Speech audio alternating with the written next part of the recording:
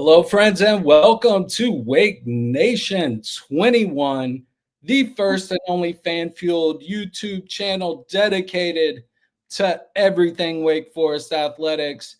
And we are so appreciative to those of you who are joining us on this Veterans Day.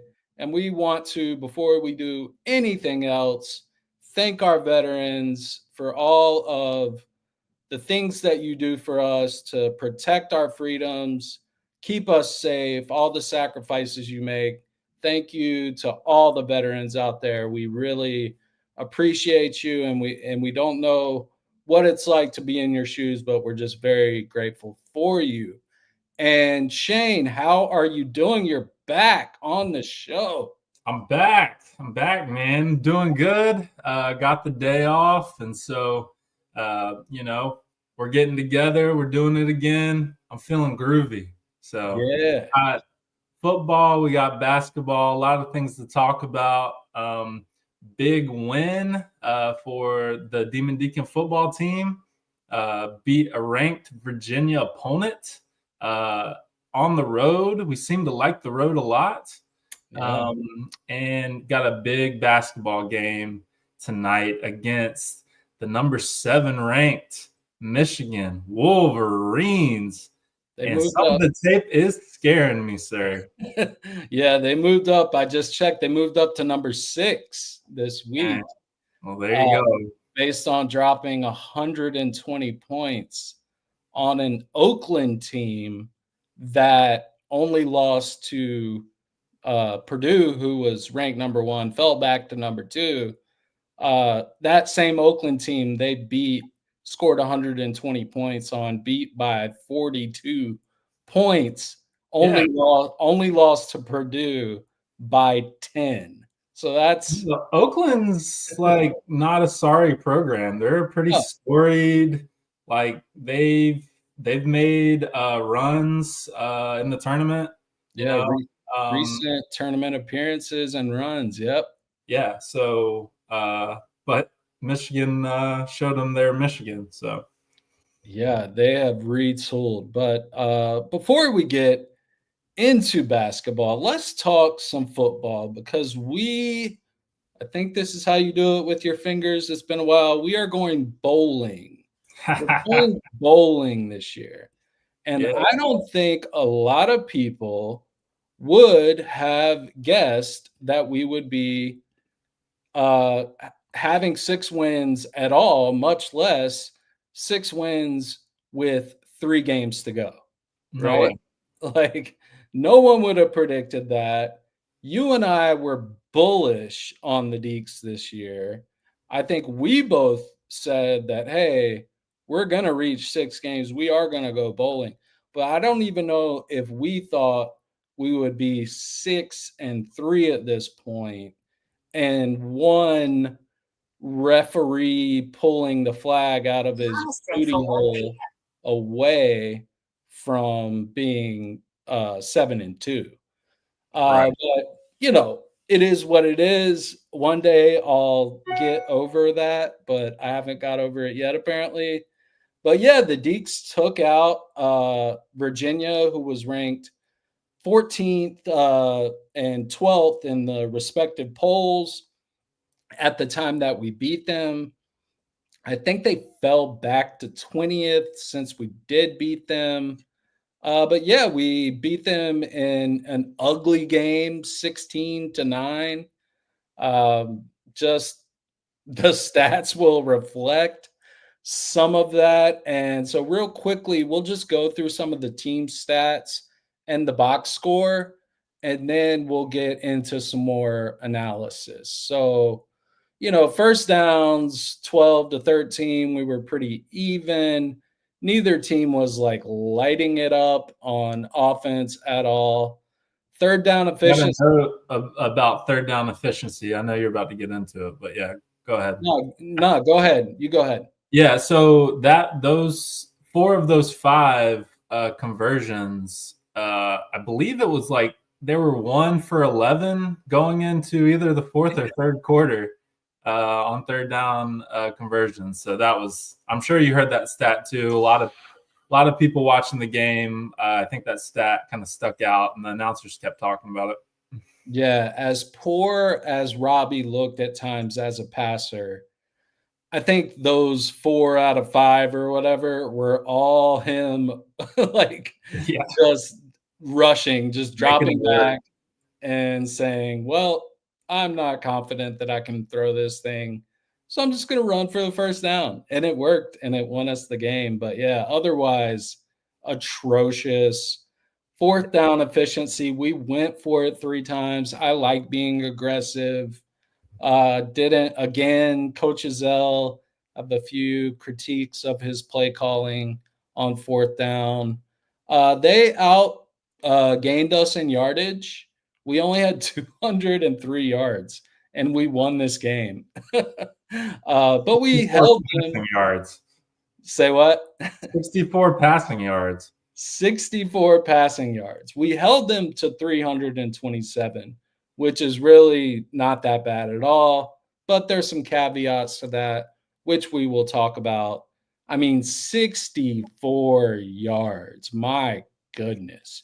9 for 23, which I looked it up and did the math. It's about 39% completion percentage. Two 2.8 yards per pass. It was rough to watch at times. I'm going to be completely honest.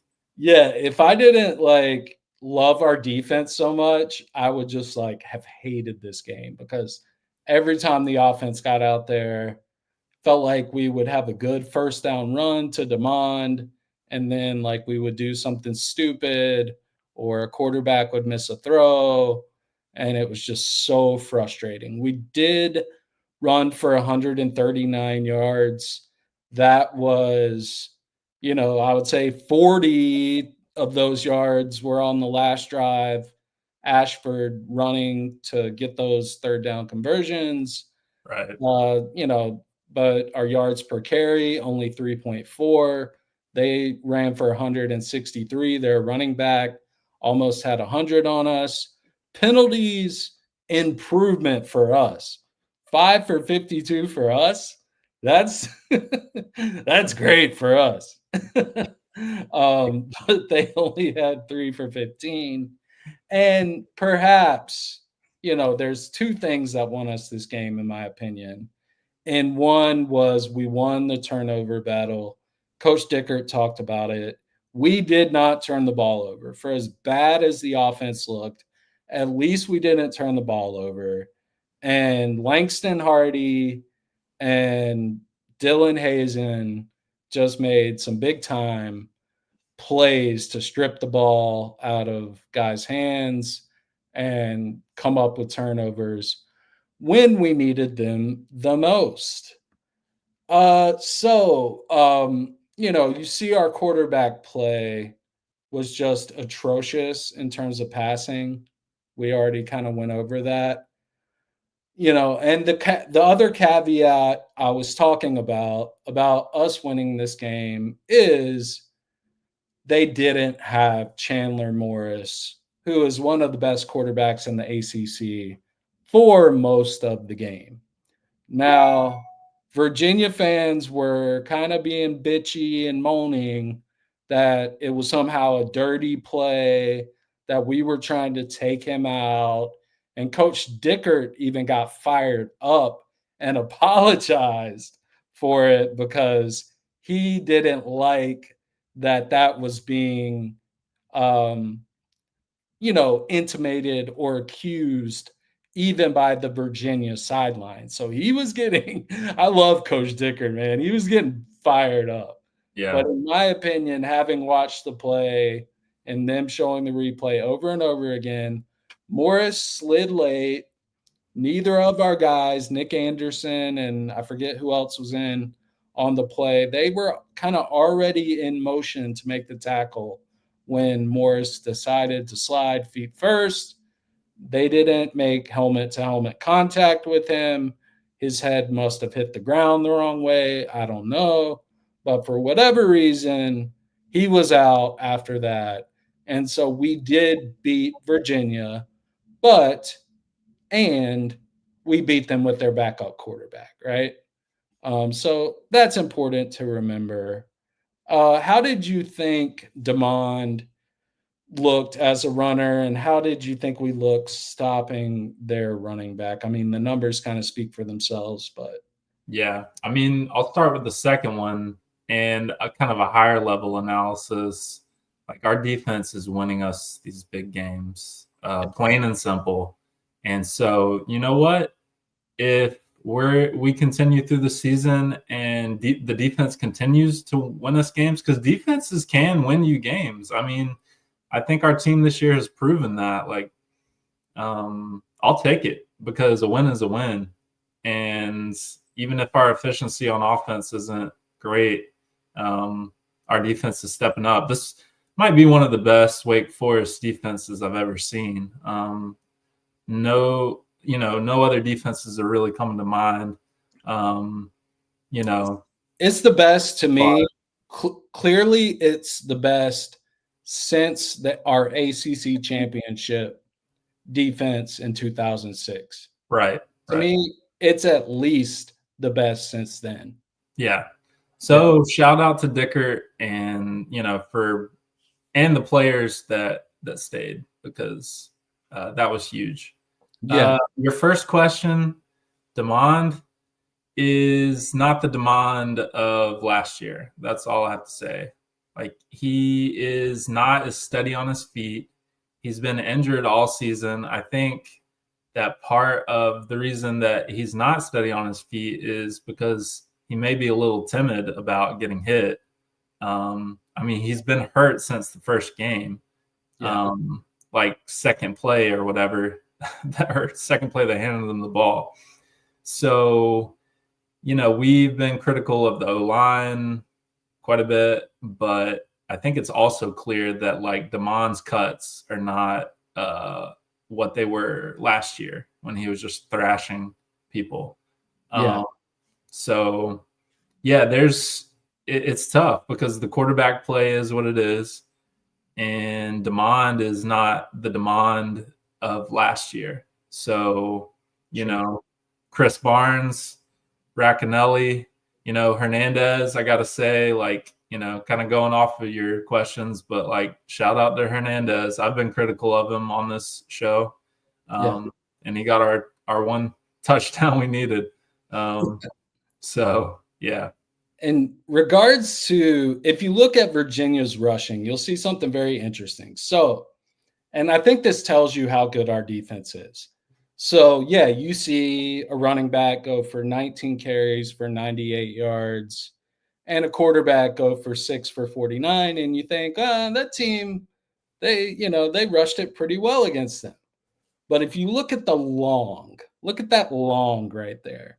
So basically, the defense did not give up hardly any rushing at all, except for, and Coach Dickert talked about it in his press conference, when the first play that Morris was out, Daniel Kalen came in, the backup quarterback, and everyone's thinking, oh, it's backup quarterback. The first play call is going to be a handoff to the running back. And they were very smart on the first play that he was in. They faked the handoff to the running back, and he took off for 54 yards down the sideline because our contain guy missed his assignment. So that was a blown assignment. And then Jamari Taylor, it's like, yeah, he had 98 yards. He had 43 of those yards on one play. So again, it's one blown assignment, one missed tackle.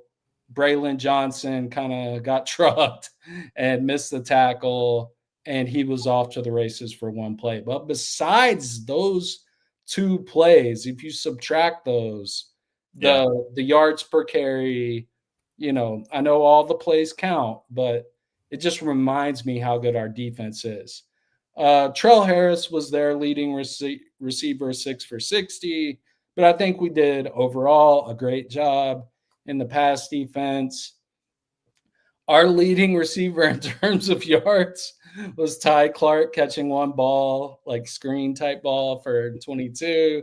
Chris Yeah, Paul. these receiving, just ignore like the left side or whatever it is on y'all side, the Wake Forest side of the receiving stats. Yeah, when you have 64 passing yards and 22 of them come on one screen, there's just nothing worth talking about there. The fumble from Demond was on that fourth down goal line play, but I don't really think it was on Demond. Somehow the timing got off on the pitch to him. I did not like running a pitch on 4th and 1.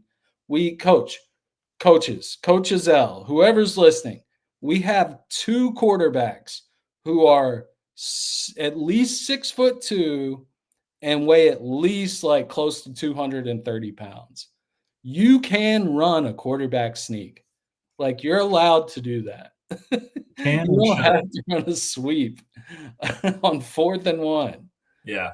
These high-risk plays that we've tried on 4th downs just have not served us well.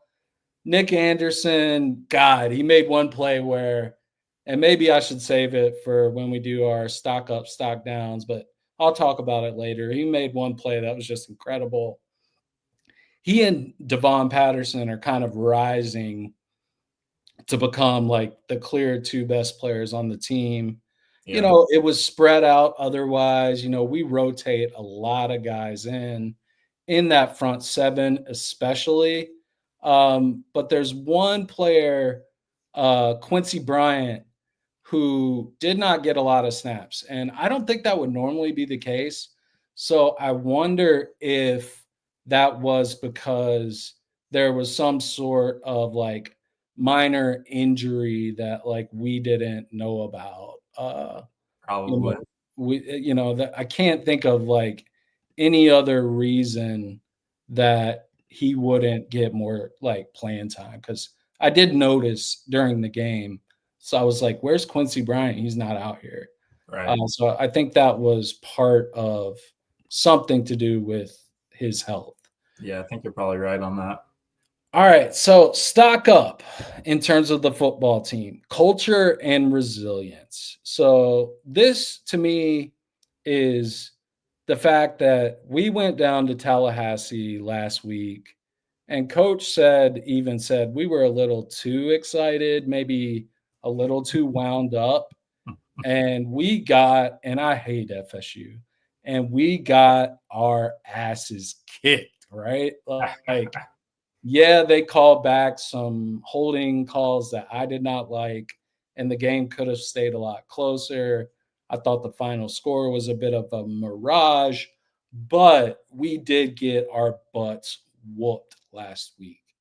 And it could have been easy for this team to have a hangover after such a game. But no, instead of that hangover, they came back, they doubled down on their focus, they doubled down on their connection.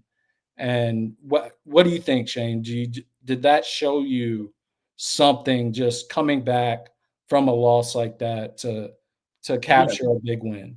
I mean, I don't know why they were afraid to go to Tallahassee this year. Like, I mean, of all the years to go to Florida State and be intimidated, this year is not one of them. But, I think that because we talked about it, SMU, Florida State, and Virginia, those games were critical. And of those teams, my personal opinion is Florida State's probably the least talented of those three. Yeah, right. So if you told me that we beat SMU and we beat Virginia, I'd be a happy man.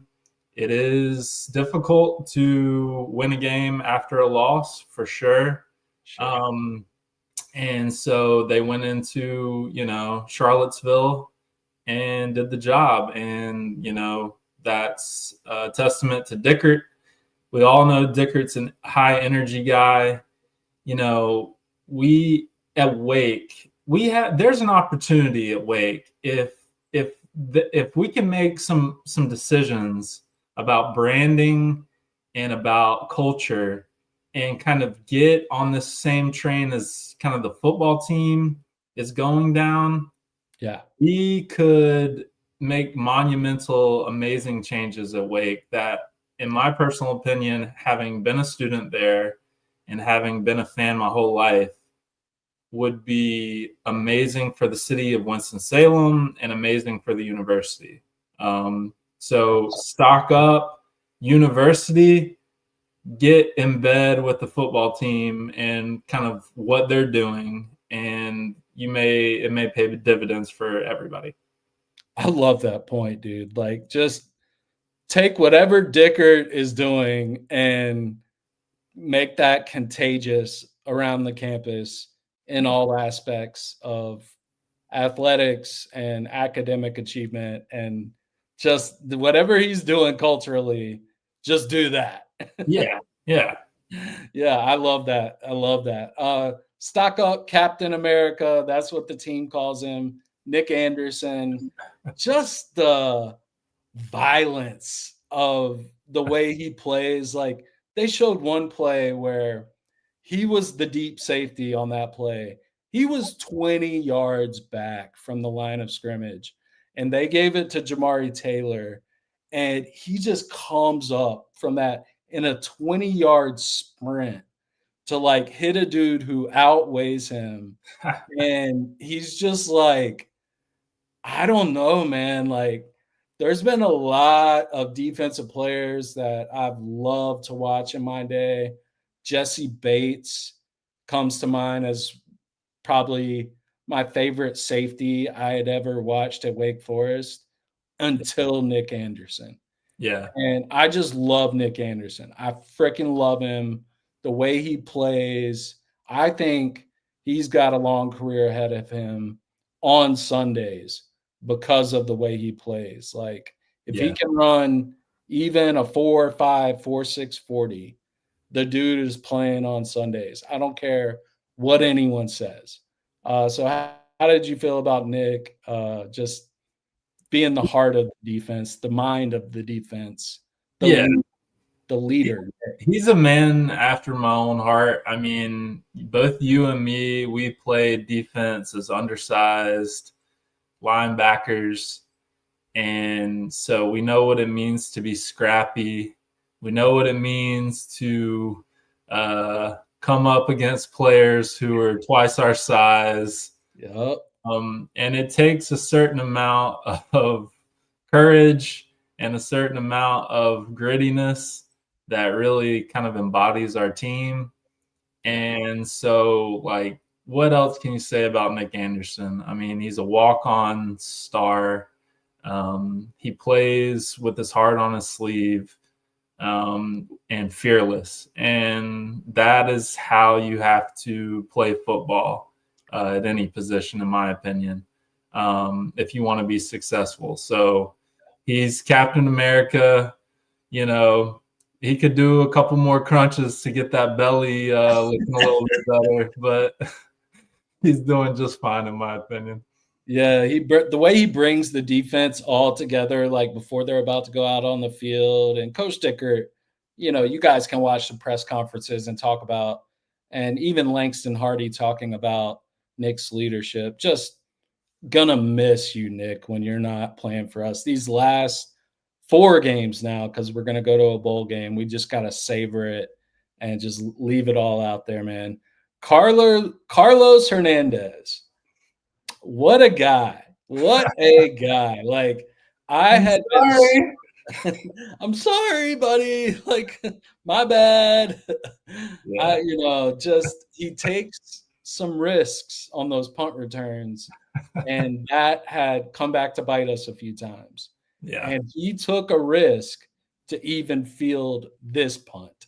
Like, it was bouncing on the ground, and it bounced into his hands, and he was like, I don't care. Risk reward ratio. Yeah, he's like, I don't care if I'm the casino. I think he'd be good at Cherokee or whatever. I think so too. Like, he doesn't care that he muffed a few before. He doesn't care. Coach Dickert had talked to him before the game and been like, I feel like you're gonna have a good game today. He was feeling himself, and just that confidence allowed him to pick up that ball when after muffing punts, other players would be so scared to lose their job, they would not do that. He picks it up and takes it to the house, dodges 3 or 4 tackles. Shout out to the blocking. The blocking looked great too, and secured the only touchdown of the game, which in reality won us the game along with our defense. We won this game because of defense and special teams.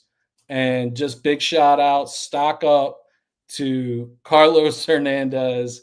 Apologies. The other thing I'd say is when your defense is winning your games, your special team takes a new, more important role, because producing points becomes more, difficult, obviously. Yeah. So the fact that Hernandez and even Barnes, we can put Barnes in here, even though it wasn't for this last game.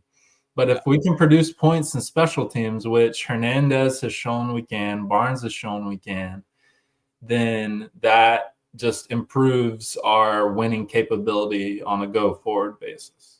Yeah, I think that's a great point, because they say defense wins championships for a reason, and defense plus special teams just showed us that even in a game where your offense literally cannot pass the ball at all, you can still win the game. Yeah. If you play defense and if your special teams show up, and if you win the turnover margin. Yeah, and great segue. That's the third or the fourth stock up is, we've had a lot of turnovers in the past however many games. Now, Damon Claiborne had the fumble on the pitch, but he recovered it himself, but it was a 4th down. So technically that was kind of a turnover on downs. But otherwise, we took care of the ball and our guys stripped the ball. That Dylan Hazen strip in the second half, I X'd it. I tweeted it before. I was like, I saw it. He got that out before the guy went down. I was like, I got to make sure to type this so everyone knows that I saw it before. It was a heck of a play. I'll just say that. Yeah, just what a play. Defensive guys just being opportunists, and that just helped us win the game as well. Stock down. I mean, I think we've harped on it enough. Yeah. Quarterback play, 9 for 23, 39%, 64 total yards. Just has to improve. I think from what Coach Dickert has said, we're going to continue to play both quarterbacks and try to find a hot hand and stick with them in any given game. I mean, I can't fight that. I mean, Piazzella, I'm probably saying that wrong. That was the other consideration I was going to say. I was going to say that's okay. That's okay for me for one more game to rotate these guys and see if someone gets a hot hand.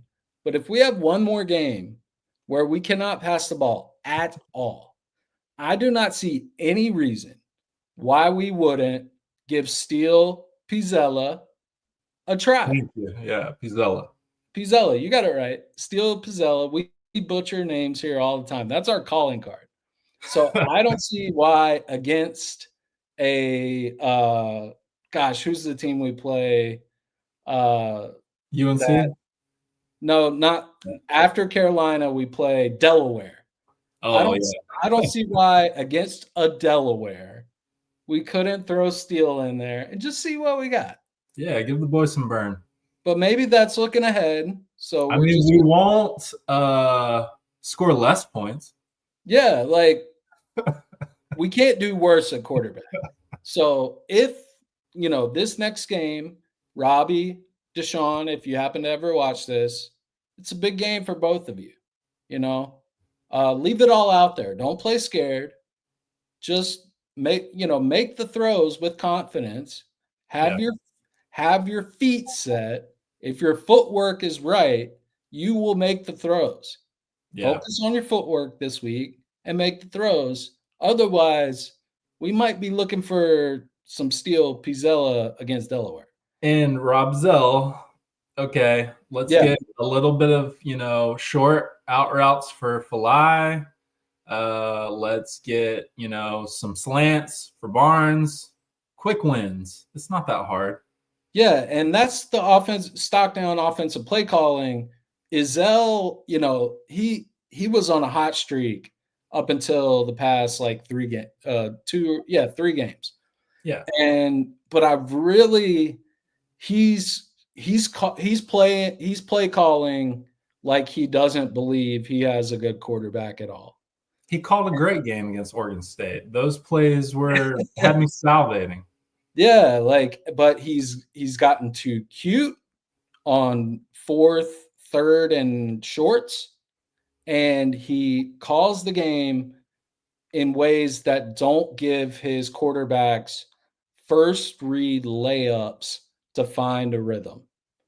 And we need, like you said, you just said it, like the slants, a quick out, something to 5 yards, just 4 yards. Just do some things to give your quarterback some confidence, get them in a rhythm. And also, if you run the ball on first down and Claiborne gets 8 yards, you can run the exact same play on second down and say, stop it again. Like, you don't have to do some crazy, like, out of the box thinking. Like, there were a lot of times where Demond would get a good gain on first down, and then we may run it again, but we try something like kind of off the wall, or we try to do something too cute. Like, I don't mind. I like when a coach runs the same play twice in a row. Yeah, it's like, stop it. Stop it. Show us you can stop it. Right. So just Zell stock down a little bit.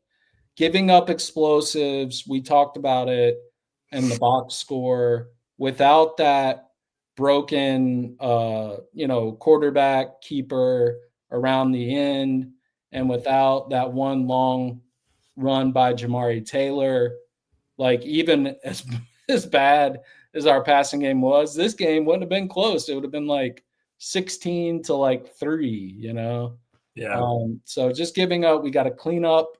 It only takes, you and I know, being former defensive players, it takes one guy not being in his gap. It takes one missed tackle. It takes one blown assignment, and they can be off to the races. And so we can't afford that moving forward. And then finally, Demond Claiborne's health. It's been the shoulder. It's been the ribs. It's been something that happened with the lower leg at one point in one game. So I'm going to make a quick pitch here, and then we need to move a little faster. Demond, I want to be your agent for the NFL. I would like to do that because I know how to pitch you as an NFL running back. Here's what my pitch would be going into visit with teams and players and personnel. I would say, I think you should really watch my tape from my junior year. My junior year, I was at full health, full strength. And my senior year, I played hurt, not injured, but I played hurt all year. And you know why I did that? I did that not just for myself. I did that because I loved and cared about my teammates and the program I was playing for. And whichever one of you drafts me, I'm going to bring that same heart and, just intensity and loyalty to you, but you're going to get the healthy player from my tape last year. And my build is that of a Jahmyr Gibbs or a James Cook. That's who I am as a player. So get that to Demond. That should be what his agents are saying. Just let him know. Snip from this video and play it for him. Just clip that. That's your pitch. You're the next Jahmyr Gibbs. You've been hurt all year, but you played because you care about Wake Forest. All right. We got the Tarholes next. And yes, the Tarholes have been a joke the whole season.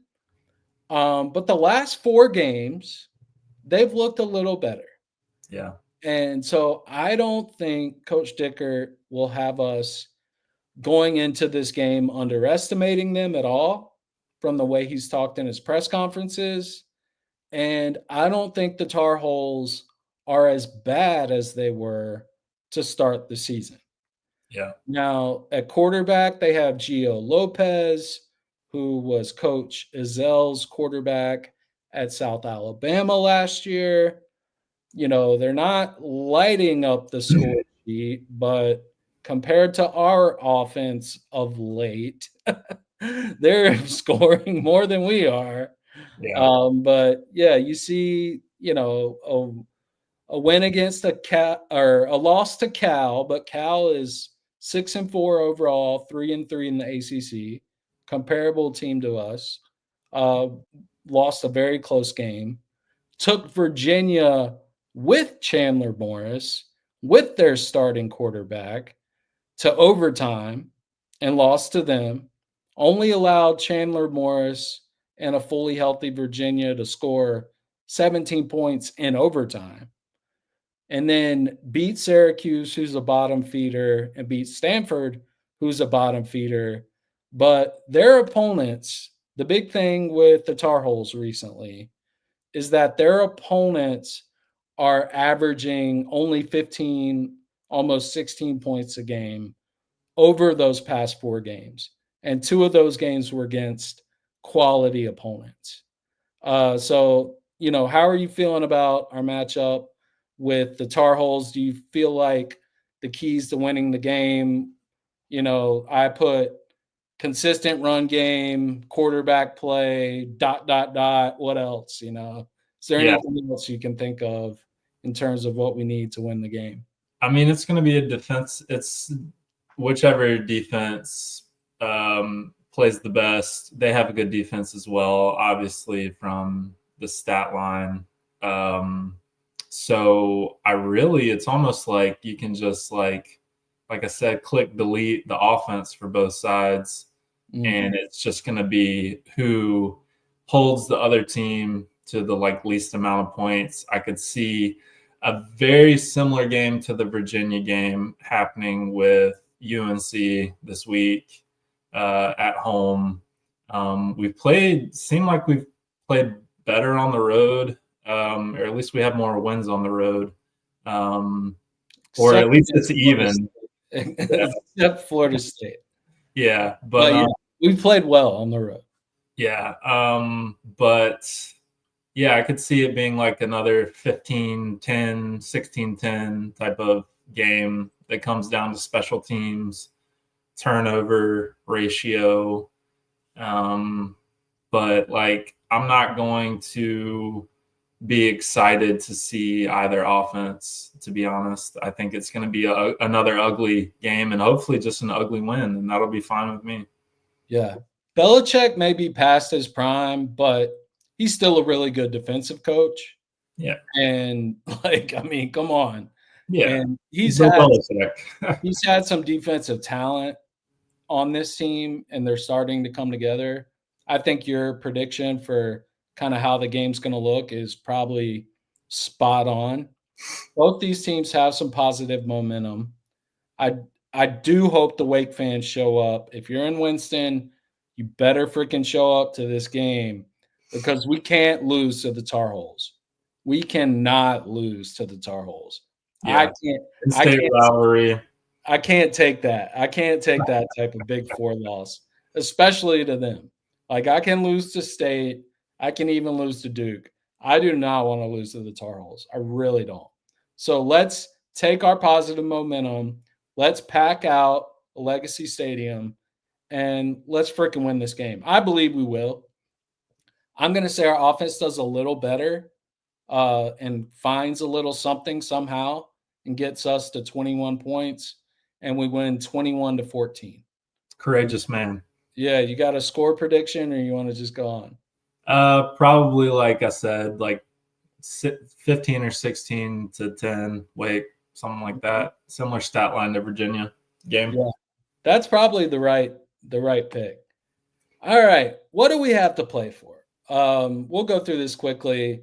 I think part of the reason we lost the FSU game is because the level of excitement was such that, okay, we only have 2 conference losses.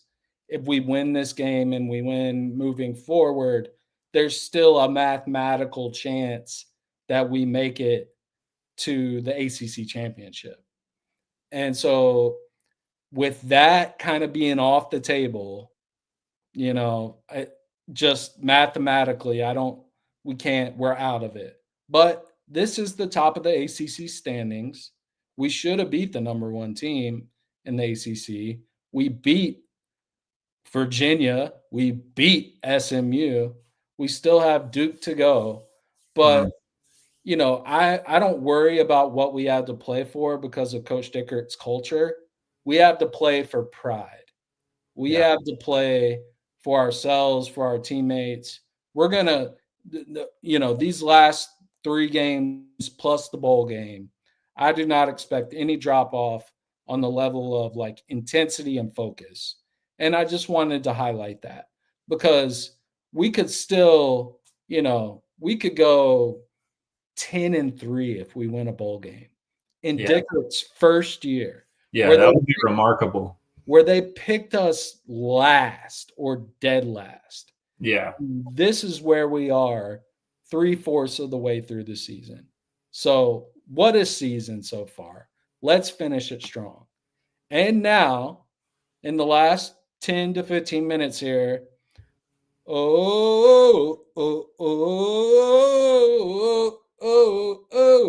can't do that very well. Within a matter of hours, what time is it Eastern time? I'm on West Coast time. It's 2:45. Yeah, so just a matter of hours, we take on number 6 Michigan in basketball. I have Juke Harris and Trayvon Spillers pictured here on the left because those are the 2 players in our first 2 games who have been our consistent studs. Yep. We had some guys in the first game that all played well, including Makai Mason, Miles Colvin. A lot of guys played well the first game. Second game, not so much. In terms of offense, our defense was a little better. But, Michigan, Michigan. Like Shane said at the beginning, Michigan is scary as they are scary. You know what? Yeah. For us to be 14.5 underdogs, I think is even generous. And I think this Wake basketball team has a lot of talent and is really good. Right. The over-under is 164.5. So the implied final score is them beating us, scoring around 90 points, and us scoring around 76. So that's kind of what Vegas, the odds makers, are thinking. Right. Through 2 games, Juke Harris, 23. This is through 2 games. 23.5 points a game, 8 rebounds, 1 block, 1.5 steals. Trayvon, 18 points, 9 rebounds, 2.5 assists, 1.5 blocks, and 2 steals per game. These 2 guys, they were 2 of the linchpins, along with Omaha, that we prioritized in terms of our money spent, our salary, whatever, to bring these 3 guys back. Omaha started slow, hasn't played that well. But these 2 so far, it hasn't been the newcomers like we thought. It's been these 2 so far, which have carried us and been the consistent factors for us. So how do you feel about those 2 guys? And then any comments on the rest of the team? Yeah, Juke looks amazing. He's playing so well, driving to the basket, finishing.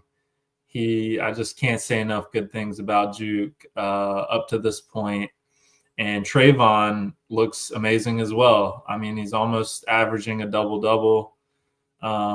He is really gritty and hungry on the offensive rebound side, which I absolutely love, and we've struggled with in the past, which has pissed me off before because it seemed like we could never get a freaking offensive rebound.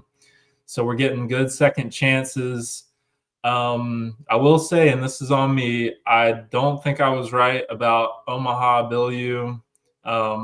He was on the hype train leading up to the season. Basketball team was putting out highlights of him, and I'm not sure what's happening there. He certainly has a skill set to be a great player on the team, but he has not lived up to expectations thus far. So generally, and we have a pretty good 3-point shooting game and pretty good point guard play, which is really encouraging. And so love to see that. And he's like really our only big man, but what's his name down low? The 7-footer. Well, he's 6'10", Cooper Schwieger. Yeah, Schwieger showed some signs of real skill. So would love to get him more involved, especially as we face probably the best big man in all of college basketball. Yeah, tonight's going to be interesting because here's my prediction. I predict that Schwieger starts over Omaha because, and let's go ahead and get into Michigan. And also, minor correction, Juke has shot well from three. Calmese has shot well from three. The others have not, from a, percentage standpoint. It seems like the ghosts, the demons of last year are still haunting us a little bit in terms of team 3-point percentage. But Juke, he was 3 for 5 from three last game. He's been shooting lights out. We need Makai Mason and Miles Colvin to shoot a lot better tonight if we have any chance. But Michigan comes in with the number 2 transfer rank in the country in terms of their transfer class, according to 24/7 Sports. That includes Ade Mara, a 7'3" center, which is why I think we almost have to start Cooper Schwieger.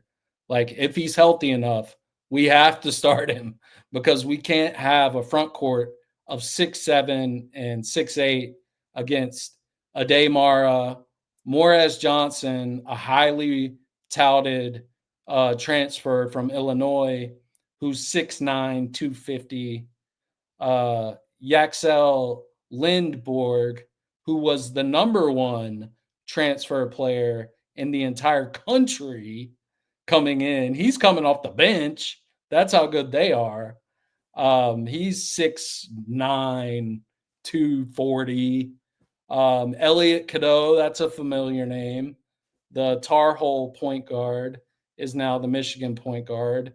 Had 12 assists in his first game. And then their freshman class was ranked number 11th in the country, led by the 21st ranked player in the 2025 class, Trey McKinney, who scored 21 points in their opening game. And then Will Cheddar, I can't say it. Will Cheddar, he's kind of the senior, has been with Michigan for 4 years, but he dropped 16 points. He's a 6'8", 230-pound big man. So the key questions, how do we handle that much size? So like we said, Mara, 7'3", 255, Johnson Jr., Lindborg, Cheddar. That's a lot of beef, not just height, but beef on the front line. And then our bigs, our tallest guy is Schwieger, who's a stout 6'10", 235, but that ain't 7'3", 255. And then I do like Bill as, he may not weigh as much as Johnson Jr. or Lindborg, but he's a strong guy, and we're going to need Omaha. We need Omaha defensively tonight. Marion, we need a few quality minutes from Marion on the defensive end. And then Spillers, I don't doubt Spillers against any of the other three guys besides Mara. I just think Mara's too tall for him to be able to really fight with. But, how do we handle that much size, Shane? Yeah, I mean, that's the key, right? And not only how do we do it? Not only do they have that size and that beef, they utilize it so well by feeding down low and then getting it back out to the perimeter for 3-point, ability. And they shoot lights out. It seemed like they couldn't miss a 3-pointer against Oakland. It was just difficult to watch as a Wake fan, knowing what we were going to face. I mean, if you look at the stat line for Michigan, they're shooting 54% 3-point percentage. Morez Johnson Jr. Has just been absolutely lights out. And so, it's going to be a tall order. I mean, I think Spiller is extremely scrappy. I mean, I was so encouraged, and I already knew he had that ability based on his performance last year, but I think he's even taken it to the next level, as an undersized big man, and just his ability to find the ball.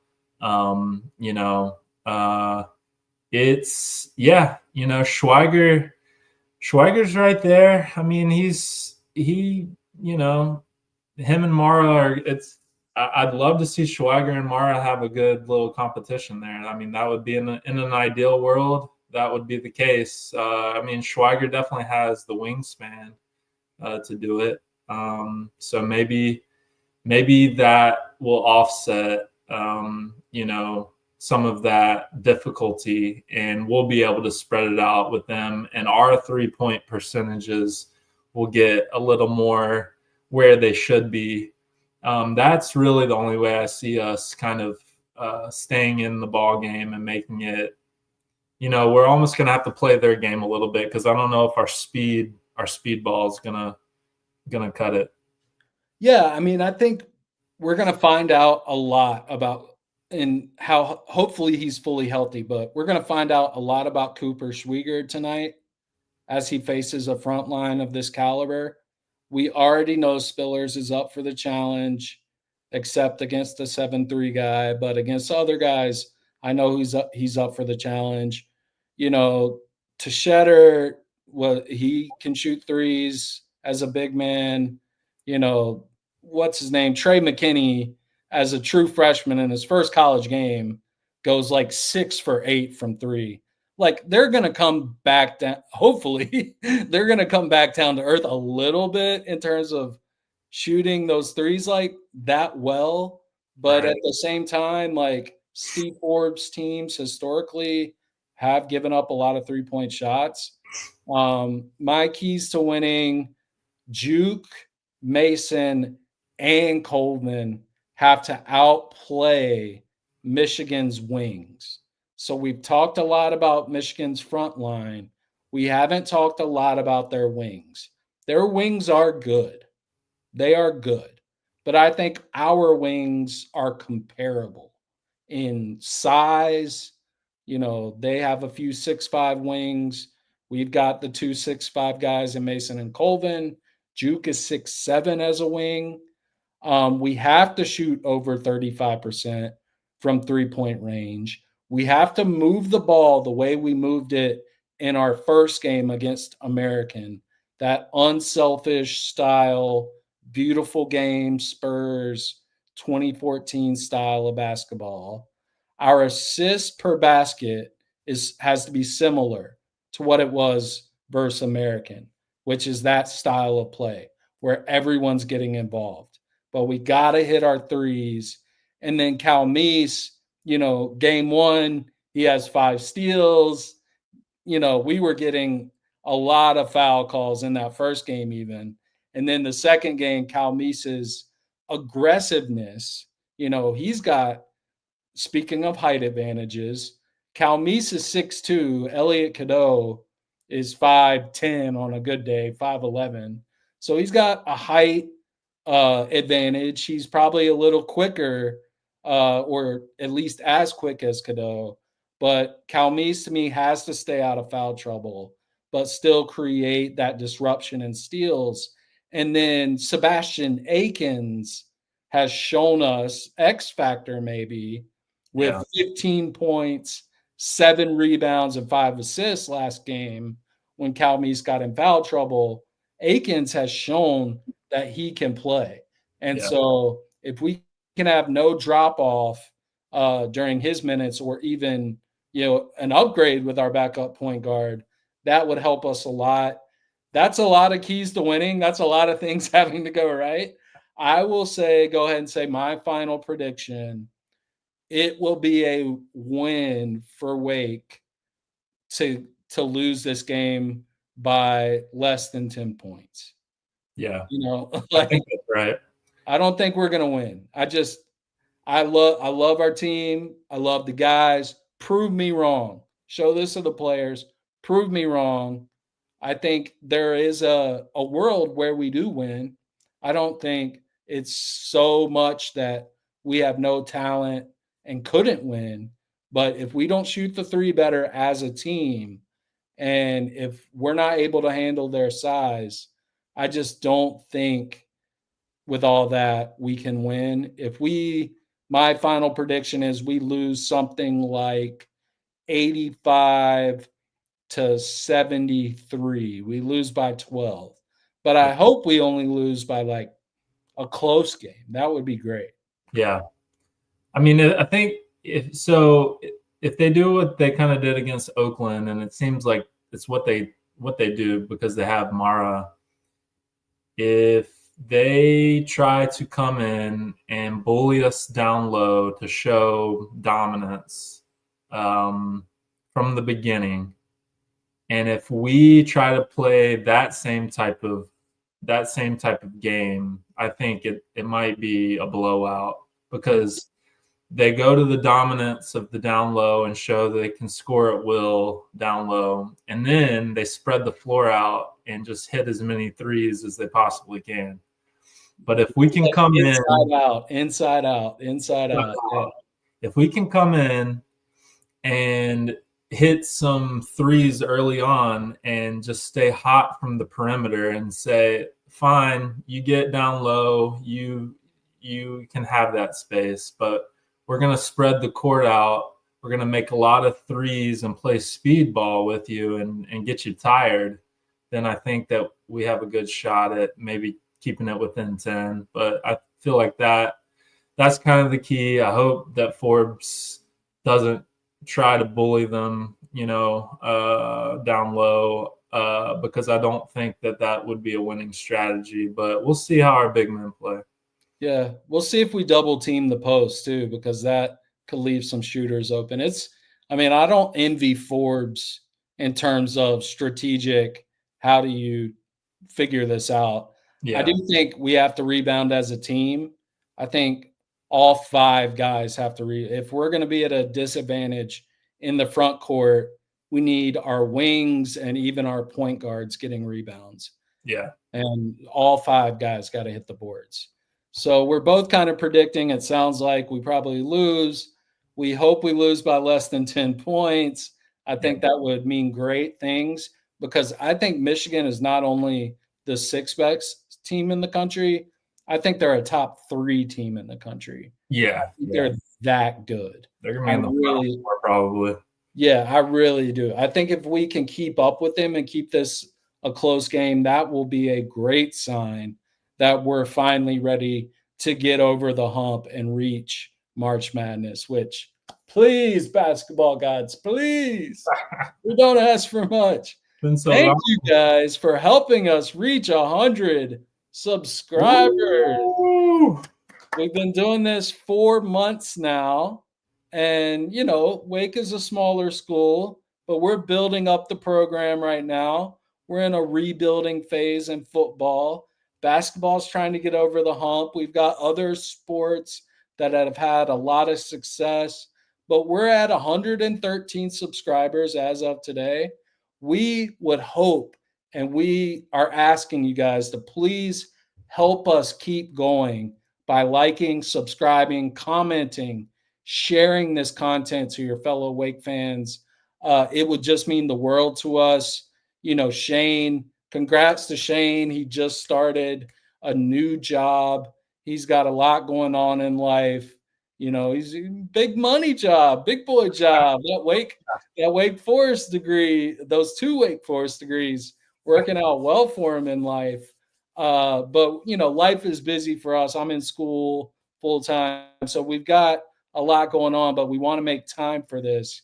And the more people we can get involved, you know, the better. Let us know in the comments if you want us to open up the live stream so that, you know, some of you guys can hop in and share your thoughts with us along the way. Please let us know. Shane, do you have any thoughts as we kind of wind down here?